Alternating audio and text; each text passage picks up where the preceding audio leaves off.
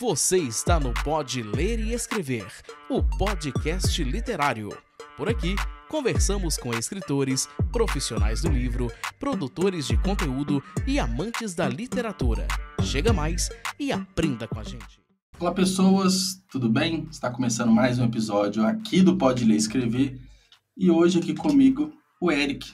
Tudo bem? Boa noite, como que você tá? E aí, boa noite, Juliano. Prazer estar aqui, valeu Zaço pelo convite. Eu que agradeço você ter aceito o convite e o seu nome foi recomendado em alguns podcasts passados pela Raquel, que ela participou aqui, e eu sempre peço a indicação de um livro no final para alguns escritores. Ele indicou o seu livro, que a gente vai falar bastante, né? Que foi Ninguém Nasce Herói, foi um livro que ela leu, que marcou ela. E falei assim, até no episódio, falei assim, ó, já vou buscar ele aqui, vou seguir no Instagram e vamos marcar no episódio, que eu fiquei bastante curioso com a história do seu livro. Mas, bom, deixa eu te apresentar direito, né? Você que é autor de alguns livros, né? Ninguém Nasce Herói, como eu já disse, Exorcismos, Amores, Uma Dose de Blues, Neon Azul. E, bom, você trabalha também como roteirista, tradutor de livros e quadrinhos, que são temas que a gente vai comentar aqui também. E os seus livros abordam questões contemporâneas e desafiam os limites do realismo através do uso da fantasia e do insólito. Bem legal, a gente vai explorar bastante sobre essas temáticas, o porquê que te inspiram, os motivadores de tudo isso. Mas antes de eu ir para a primeira pergunta, Eric, vou chamar aqui o nosso spot do Clube de Autores, que é o nosso apoiador e o patrocinador aqui do canal. Conheça o Clube de Autores, a maior plataforma de autopublicação da América Latina. Somos mais de 42 mil autores e mais de 75 mil livros publicados.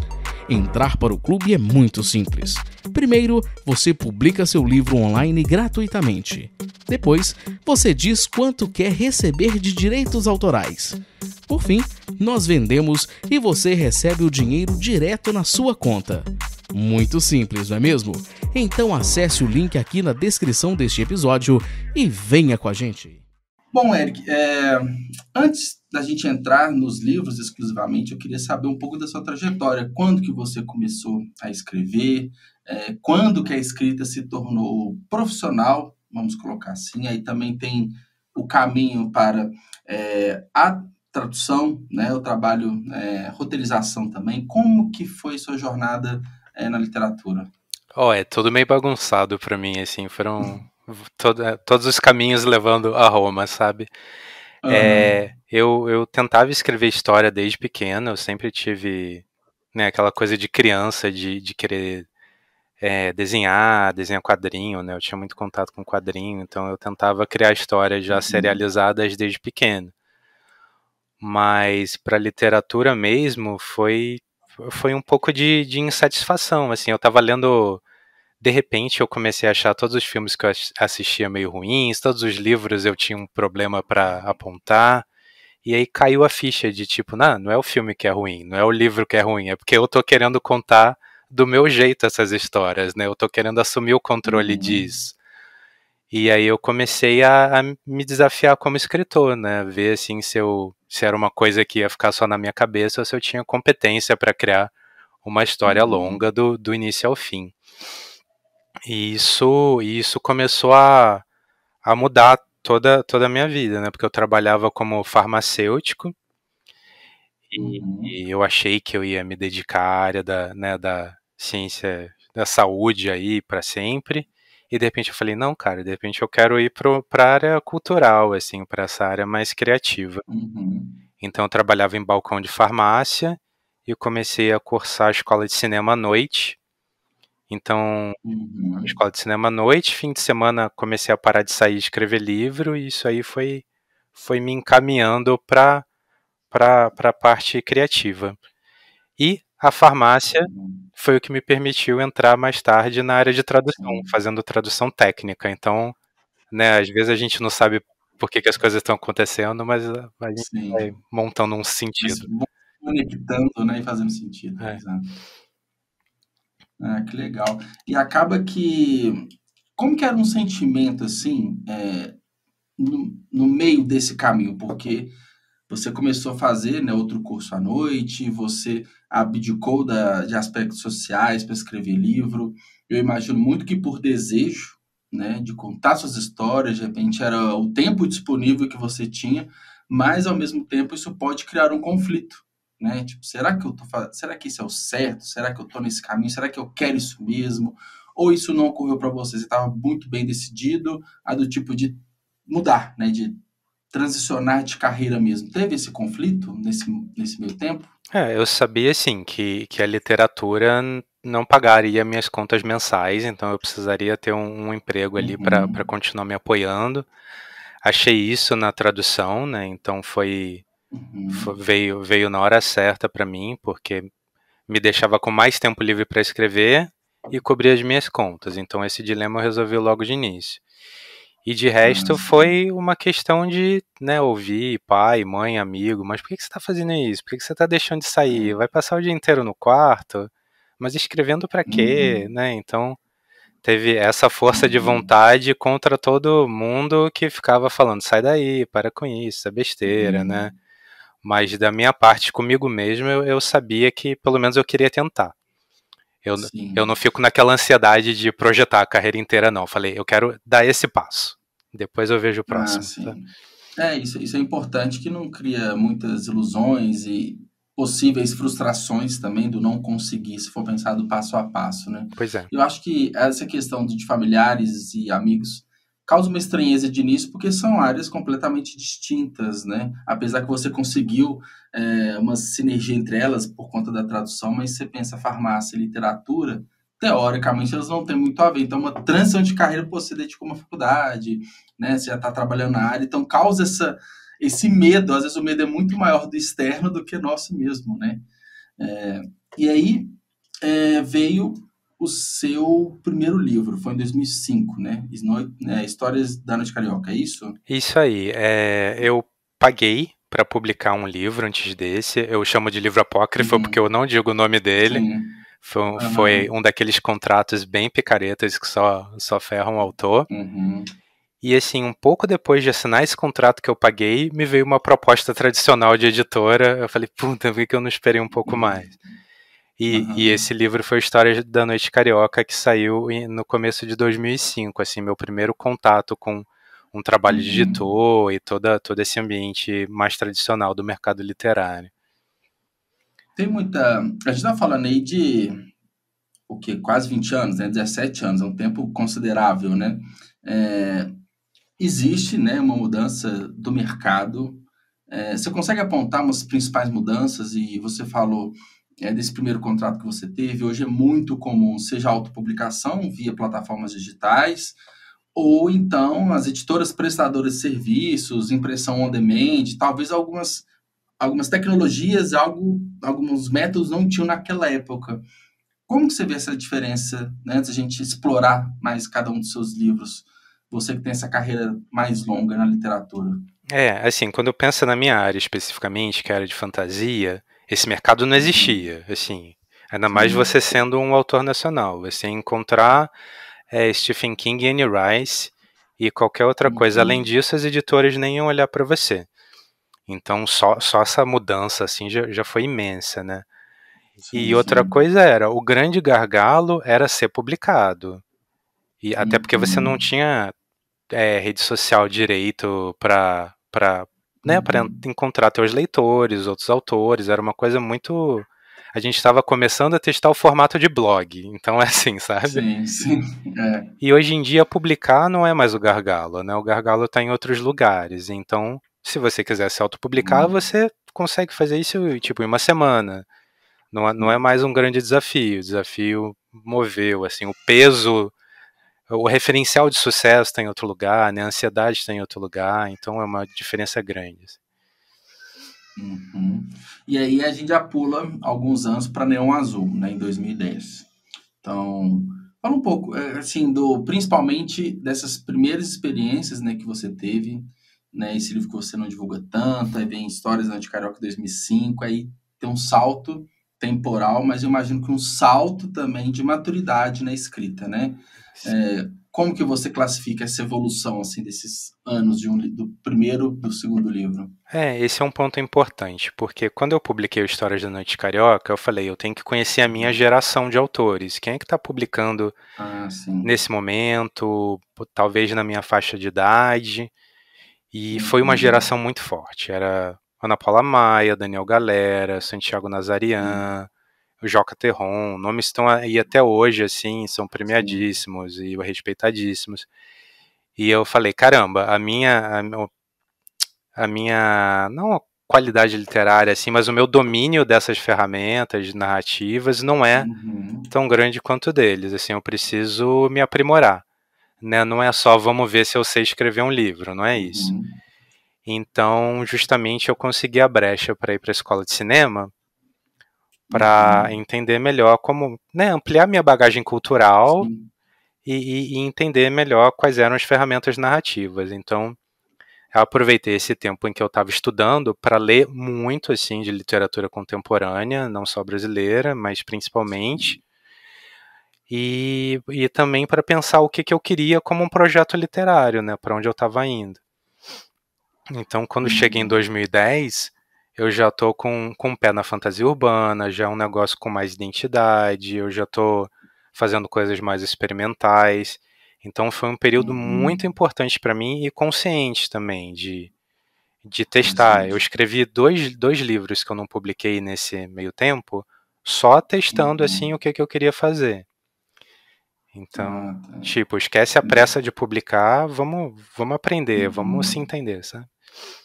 Isso legal que foi desde o começo, né? Desde do início, assim, você já teve essa consciência que publicar por publicar, até pela dificuldade na época, né? Era um esforço danado para publicar, você não ia publicar de qualquer jeito um texto que você não estaria satisfeito, né? Sim. Então, ao mesmo tempo que você estava querendo publicar, querendo colocar mais conteúdos no mercado, mas muito com essa maturidade, tipo, não, calma, não é bem assim.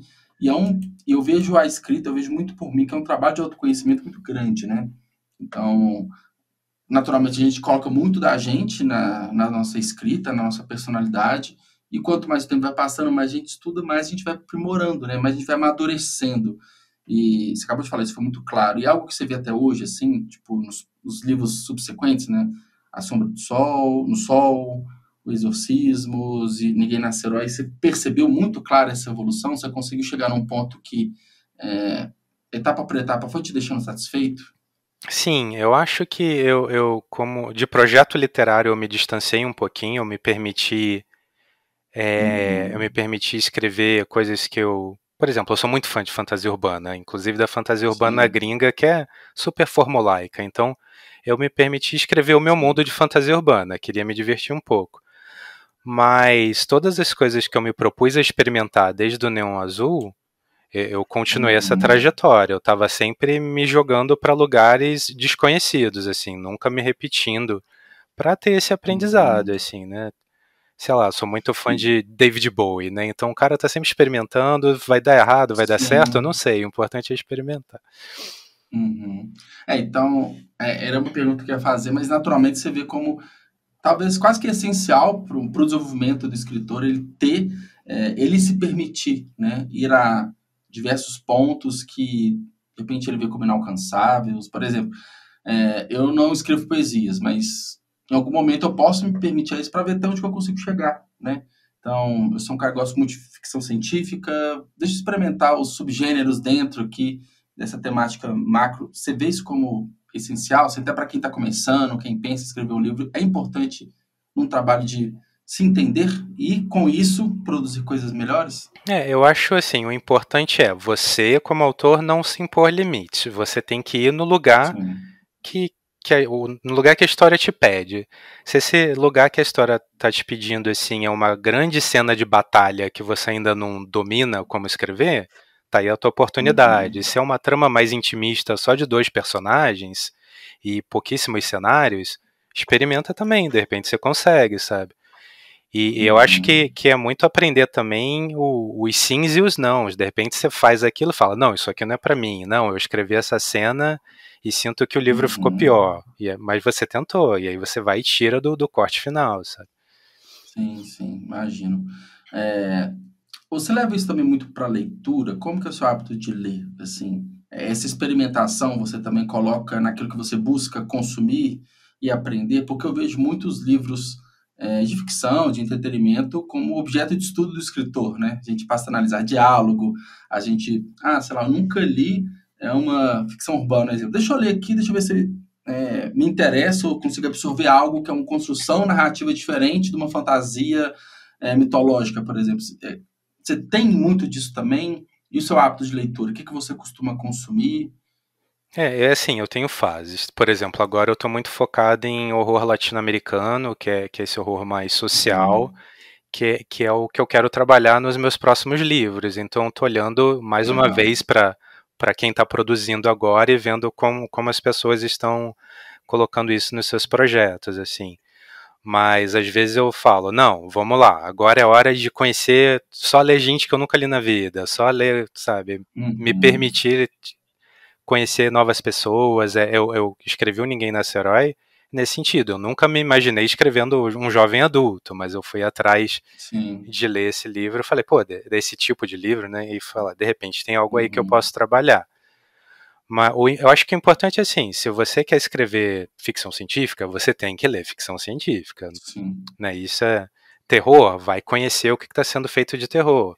Não só literatura anglófona, tenta pegar horror de outras áreas, sabe? E, Sim. acima de tudo, leia a literatura brasileira, porque senão você vai acabar Uhum. replicando uma fórmula de um determinado país, que não é a única maneira de se fazer Sim. aqui. Uhum.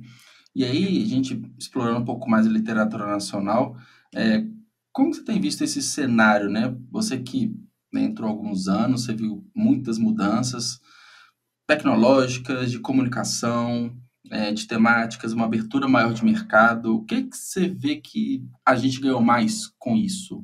Qual que é o grande trunfo assim da nossa literatura nos últimos anos? Olha, a gente tem um cenário independente muito forte, né? E que eu acho que quando você está na área independente, você pode experimentar, às vezes, muito mais do que você vai conseguir mais adiante, né? Então é bom ter toda essa efervescência, ter gente escrevendo tudo quanto é tipo Uhum, de literatura, você vê vários nichos sendo atendidos, então acho isso muito legal de acompanhar. E é uma uhum, oportunidade de você, né, ver autores começando, né, assim, eu acho isso muito bacana. É legal ver que as grandes editoras estão de olho nas pessoas, então nas redes sociais você vê editores de editoras tradicionais que há 10 anos atrás não estariam uhum, fazendo isso, já seguindo esses autores, consumindo essa literatura independente, agências literárias, que é uma coisa que também é muito recente, que para sim, quem é da literatura de entretenimento, tão por aí também, de olho em novos nomes. Acho que tem muita coisa boa acontecendo. E se você pensa em autores já de editoras tradicionais, você vê que essas editoras se abriram a pessoas que escrevem literatura de nicho, você vê uma literatura mais uhum, variada, literatura de gênero, seja horror, seja, né, policial. Hoje é um cenário muito mais uhum. diverso e muito mais fácil da gente alcançar. E um ponto que você falou agora há pouco acho que desde os primeiros passos, né, do escritor, a gente consegue acompanhar. A gente acompanha o nascimento de escritor porque ele está compartilhando desde o começo ali da sua jornada, né? Seja qualquer outro tipo de projeto literário, até de escrita mesmo.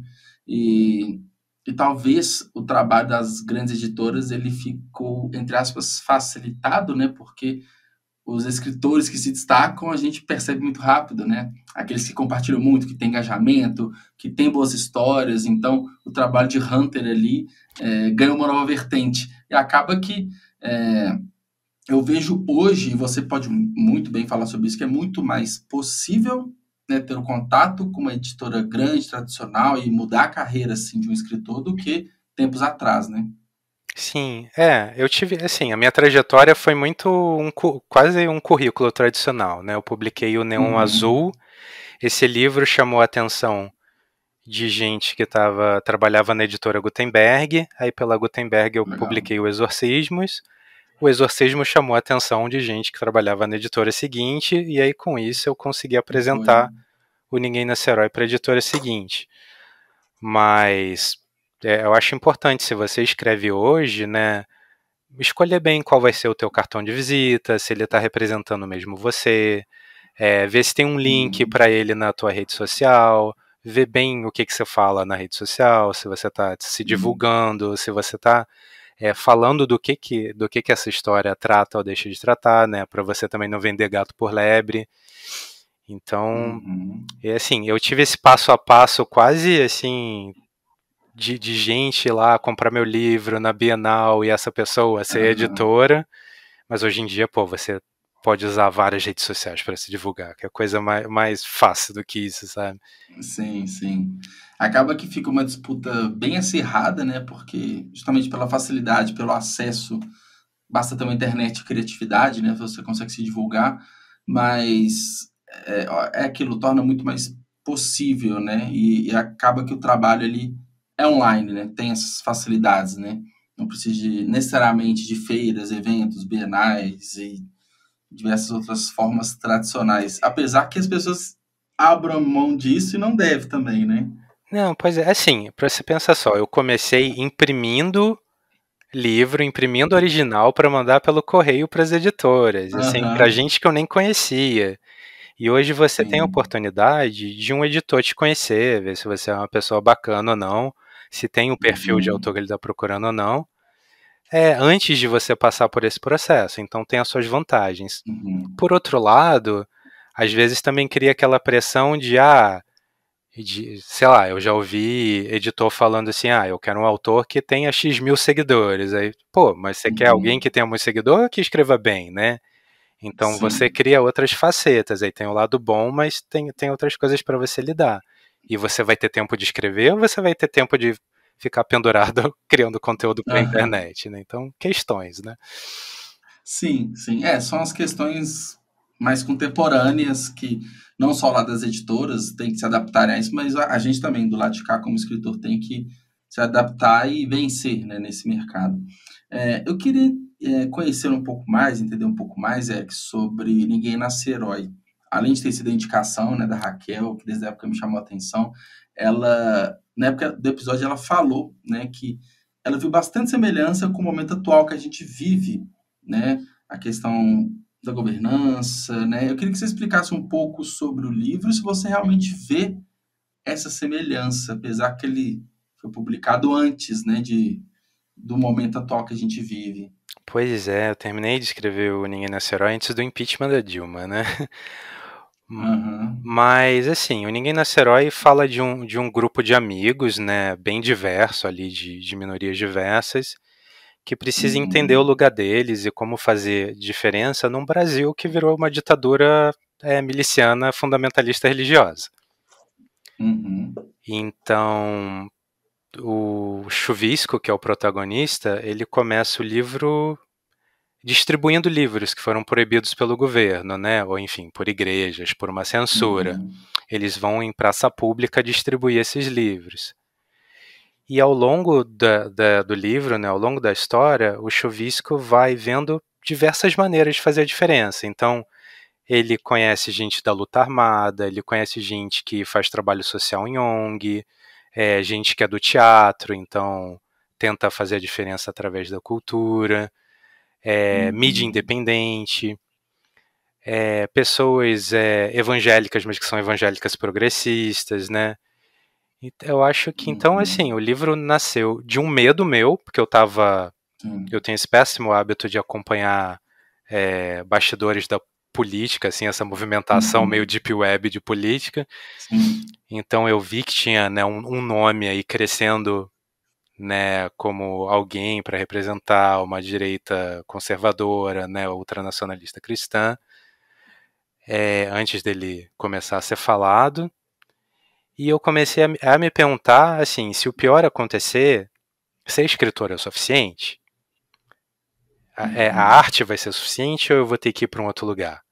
Então eu peguei isso que eu estava vendo acontecer ainda ali no submundo e essa minha preocupação e transformei na história de um personagem que não é escritor, mas enfim, está procurando a sua própria voz.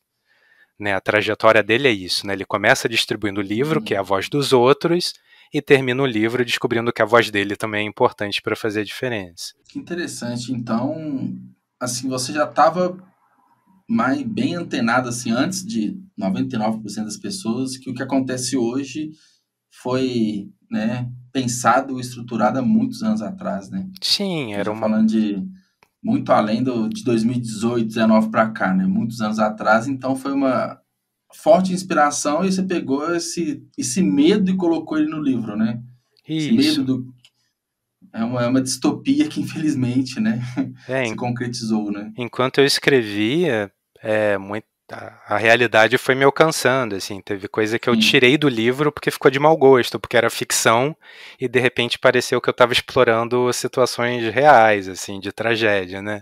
Então foi esse nível de absurdo que eu tive que lidar. Foi Sim, uma experiência bizarra, espero que acabe logo. sim, tomara, né? Estamos na reta final, esperamos, né? E essa percepção, você recebeu feedback de leitores com sentindo isso mesmo, tipo assim, com traços, vendo da ficção, traços que a gente tem na realidade hoje, isso foi claro assim mesmo? Isso, assim, tem uma questão aí que as pessoas falam, espero que isso nunca aconteça. Só que, assim, várias coisas estão no livro, eu tirei de jornal. É que a gente vive num Sim. país tão violento que a gente não presta A atenção gente nas... normaliza muita coisa também, né? Exato, tem uma cena lá em que eu falo que a polícia de São Paulo tá usando armas militares do exército de Israel. E as pessoas falam, uau, mas isso já acontece, sabe? A gente compra Uhum. armamento para, né, para guarda que seria de lidar com civis que outros países usam em guerra, sabe? Tecnologia de guerra. Mas a gente não percebe essas questões. Então é engraçado Quando... ver percepção de diversos leitores, de meu Deus, a gente já está vivendo isso, Uhum. outros assim, espero que isso nunca Uhum. aconteça. Cada um vê Uhum. a ficção de uma maneira diferente. Porque o Brasil nos dá muitos insumos para criar mundos fictícios, né? Mas pegando muitos traços da realidade, mundos distópicos, pós-apocalípticos, que seja. Né? Só o fato da gente ter uma polícia militar na rua, né? Cuidando dos civis, né? Então, se a gente pegar de uma forma mais profunda, isso já é um problema, né? Fora todas as confusões políticas e sociais que a gente enfrenta, né? Todos os problemas, as guerras diárias, como a gente vive uma guerra ou várias todos os dias, acaba que a gente não se assusta com alguns absurdos até, né? Então, eu imagino que deve ter sido até curioso, né? Quase que um estudo social, assim, os depoimentos, né? Que as pessoas, nossa, tomara que isso nunca aconteça, mas, tipo, já aconteceu.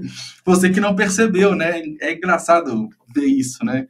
E tem pessoas que falam, não, tomara que não aconteça. Pô, tá acontecendo, tá quase aqui, né? Então, é interessante. E eu acho que é um mérito, na minha visão, muito grande, que a publicação foi em 2017. Então, assim, você escreveu ele anos antes, né? Tempos antes. Então, é um livro que continua atual, né? Que por mais que a gente mude o nosso cenário, né? Eu espero político-social, né, nos próximos anos, vai ficar marcado, né? Vai ficar marcado, então pode-se dizer que é uma leitura quase que atemporal, porque é algo que de fato aconteceu, né? Sim, quando eu terminei, eu falei, caramba, eu escrevi um livro que vai ficar. Eu consegui essa, por motivos péssimos, mas eu consegui isso, Sim. assim. Na época do lançamento, eu acho que atrapalhou um pouco, porque a gente estava naquela época muito forte aí do governo atual, do governo atual, que a gente tinha, né, não sei se você lembra, mas a gente não falava o nome do cara em rede social. Não vamos falar para não divulgar, não sei se a gente passou por Sim. isso.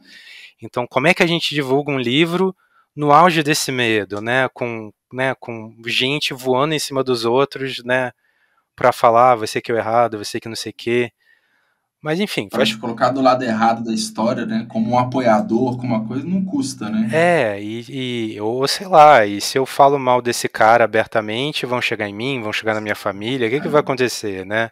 A gente ainda estava Uhum. tateando ali aquele momento de mudança, e aí engoliu a divulgação do livro isso, mas eu tenho para mim que de fato é um livro que vai permanecer, assim, né? Mais adiante vão olhar para Uhum. ele e falar, caramba, olha só, né? Sim. É porque acaba que a gente consegue olhar, talvez com mais frieza, talvez com mais detalhes e mais dados, quando passa o momento, né? Então, que a gente está vivendo isso agora, a gente talvez vai ter uma lucidez maior para interpretar, para entender o que de fato aconteceu daqui a alguns anos. É, Então, aí de repente, daqui a alguns anos, né, os leitores, né, daqui a alguns anos terão uma percepção talvez até nova do sim, livro. de repente daqui a alguns anos alguém tem coragem de adaptar ele pro cinema, pra TV, vai saber. É, sem ter o medo, né, de ter algum risco, alguma represária, né? Até porque esperamos ter mais recursos para tal também, né? Mais fomento cultural de uma forma geral, né? Então, cara, bem legal, bem interessante essa trajetória, essa jornada com o livro. Aí, Eric, a gente pegando uma outra vertente, né, de... Você também, né, escreve poemas, letras de músicas. Como que é isso, essas outras criações escritas, esses outros tipos de escrita? É, assim, por um tempo eu achei que, eu vou escrever livros e é isso, né? Eu tenho que me aprimorar só nisso pra ficar bonzão. Uhum, Mas a própria escola de cinema já tinha me dado uma coceirinha ali, né? Eu escrevi um monte de roteiro como exercício, né? E tudo mais. Já trabalhei um tempinho escrevendo roteiro de inscrever na Lei uhum, Rouanet, né? sim. Então, por que não testar outros formatos, né? A minha irmã, a minha mãe foi cantora, foi pianista, então a minha irmã teve um tempo na área musical, ela lançou dois álbuns, então eu tive a oportunidade de Uhum, escrever letra de música para ela, assim, testar esse formato. legal. É, e a poesia, eu acho que a poesia vem de outro lugar, assim, vem de manifestar, mais uma vez, medos, né, preocupações de uma maneira Uhum, mais direta, assim, de uma maneira mais crua, né, de um jeito que eu possa tirar do peito, botar no papel e falar, pronto, eu prendi esse diabinho na garrafa, sabe, uhum, agora... sim. E sempre de maneira experimental, né, no meu site dá pra ver que tô sempre tateando ali as coisas. Sim. É legal porque quando a gente descobre, se desenvolve na escrita, acaba que ela é saída para muitas situações, né? Não necessariamente a gente tem que escrever algo que tem que ir para algum lugar, tem que ser publicado, tem que dar vida. Às vezes a escrita é uma fuga para uma angústia, é uma forma de você registrar um momento único que você passou, o insight que você teve. Então, acho que a escrita ela é poderosa nesse sentido, né? Ela nos consegue é, aliviar diversas situações, seja de tensão, seja situações até boas também que a gente passa, a gente quer deixar isso registrado, né? Isso, isso eu acho que é bem legal. E aí, pegando um aspecto geral, Eric, o seu processo assim de escrita. Então, vamos colocar que você coloca aí na frente um projeto de um livro. Eu queria até saber como que tem se desenvolvido. Você falou que afastou um pouco e tudo, mas quando você coloca um projeto assim, como que você se organiza e se planeja, pode até pegar, né, dos projetos passados também, para até o lançamento. Eu acho, assim, ter um projeto literário é um troço muito desafiador, tô descobrindo isso, pelo menos. Sim. Você pega a Ana Paula Maia, por exemplo, todos os livros dela conversam entre si, né? Você vê, tirando o primeiro, e talvez o segundo, que é o Guerra dos Bastardos, todos eles têm o mesmo estilo de escrita, o mesmo mundinho ali, os Uhum. mesmos temas. Então, caramba, né? Que difícil você entender o que, que você quer da tua prosa, qual vai ser a tua voz, quais vão ser os seus temas. Uhum. Isso aí é desafiador, né? Mas a partir daí entra essa organização, né? Entra você legal, seu tema vai ser esse, o que isso vai te exigir de pesquisa.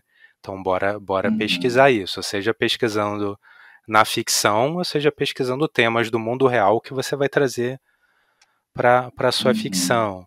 Você entendeu isso? Legal. Você vai trabalhar em contos, em novelas, romances mais longos. O que você acha que vai render isso aí, né? Você decidiu Uhum. isso ou você vai descobrir pelo caminho? Se você já decidiu, você vai fazer uma escaleta ou você vai só pensar cenas-chave e ver como é que flui, né? Uhum. É bem. Eu acho a escrita muito E mágica, acaba, assim, né? e acaba que muda projeto por projeto, né? Por mais que você seja um romancista, a estrutura de romance ela é parecida, mas cada um tem suas várias particularidades, né? E é um momento de vida, igual você falou mais cedo, né? Você vai ter um ou dois personagens, ou você tem vários, então tem vários aspectos que mudam, né? Sim, e é que, assim, um livro é uma fotografia da sua cabeça no ano em que você escreveu aquele livro, né? Então você tem que lembrar Uhum. disso sempre, né? Tanto quando você for revisitar aquela história e falar, nossa, que ruim. Não, não é ruim, era o que você podia fazer naquele momento, Sim. naquela sua versão. E também, assim, se dá, conseguir manter nessa coesão de projeto, também sem ficar preso a uma pessoa que você foi há 10 anos Uhum. atrás, 20 anos atrás, né? Então, seja Sim, livre. faz sentido. A arte é ser livre, né? Não faz muito sentido a literatura ser Uhum. algo diferente disso, né? Sim, sim. E tem algo que você ainda não escreveu, assim, seja um estilo literário, alguma temática que você pretende, que você tem esse desejo, você quer realizar?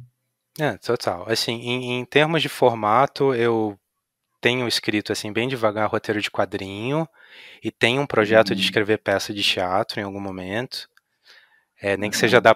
adaptando o livro meu, como Sombra no Sol. E pensando na literatura mesmo, eu quero me dedicar a esse horror latino-americano, né? Um horror social, um horror Uhum. queer. Então, resgatar fatos da história do Rio de Janeiro e trazer isso para Uhum. o viés do horror, né? Eu acho que qualquer pessoa que mora no Rio de Janeiro sabe o medo que é você ver uma viatura de polícia de farol apagado de noite. Isso é Uhum. uma experiência de horror, né? Ou Sim. então gente jogando futebol na praia com um cadáver do lado, né? Morreu alguém lá e a vida segue. Isso é uma experiência de Sim. horror, né? Eu quero trazer isso então para a literatura fantástica daqui para frente. Interessante. É. Interessante.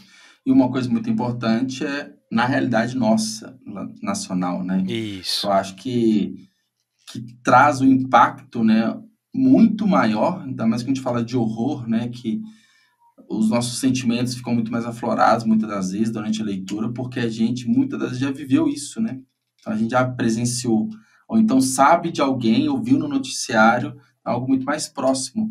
Porque quando a gente consome uma literatura estrangeira, tem uma distância muito grande, né? Seja de localização geográfica, cultura, enfim, diversos aspectos. Então, quando você traz esses exemplos, né, do cotidiano carioca, o cotidiano, né, da cidade é algo interessante, bem interessante.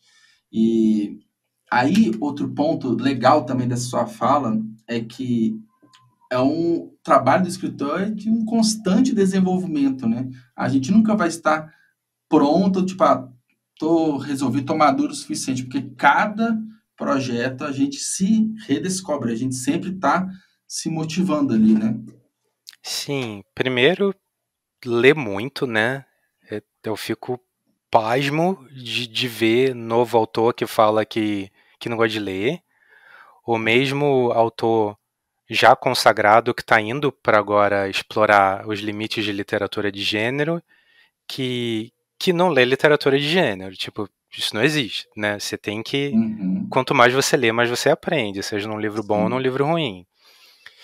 E como escritor, sei lá, igual qualquer pessoa que pratica um esporte, vai se aprimorando com o tempo, né? Você vai se Sim. aprimorar no teu ofício, né? Quanto mais você escreve, você começa a entender melhor o tempo de desenvolvimento da sua cena, se você precisa descrever muito uma coisa ou não, se você está mais interessado. Como é que você cria uma atmosfera de horror ou a sensação de aventura? Isso tudo é um aprendizado, né? Você Sim. é uma carpintaria da palavra, né? Sim, legal, interessante. E, bom, Eric, a gente chegando na parte final aqui do nosso episódio, eu queria que você indicasse um livro, né? A gente meio que criando essa corrente, né? Indicaram você, um livro que seja que te marcou bastante, um livro que você acha essencial para as pessoas lerem.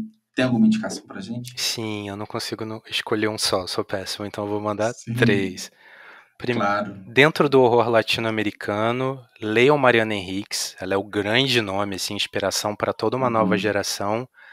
A Intrínseca lançou Nossa Parte de Noite, que é um tijolão, é um romance composto de várias novelas e alguns contos, sensacional. uhum, E aqui no Brasil, a gente tem Felipe Castilho com Serpentário, é um horror sim. político, de certo modo, bem brasileiro. Sei, eu tenho ele aqui. Inclusive, edição maravilhosa, a capa dura, lindo. Demais. E a gente tem Cidades Afundam em Dias Normais, da Aline Valek, que também tem algo ali de realismo mágico e ao mesmo tempo trata de questões muito brasileiras. Pô, 3 livros, eu já roubei demais. Sim. Não, ótimas indicações, bem legais, gostei. Bom, Eric, obrigado por ter participado aqui, adorei conhecer mais sobre sua trajetória, seus livros, seus planos, espero que você tenha gostado também. Pô, mais uma vez, obrigado pelo convite, adorei participar, adoro o podcast, adoro falar de literatura, e prazer te conhecer, cara, foi demais. Igualmente. Obrigado. A gente se vê em breve. Qualquer coisa estou à disposição. Para quem está nos ouvindo aqui, acompanhe o Eric nas redes sociais, os livros deles também. O site, né? ericnovelho.com, é .com? Isso aí. .com, exato. Aí tem todas as informações sobre vocês, seus textos, seus livros publicados. E é isso. Muito obrigado, um abraço, gente. Até mais. Valeu. Tchau, tchau.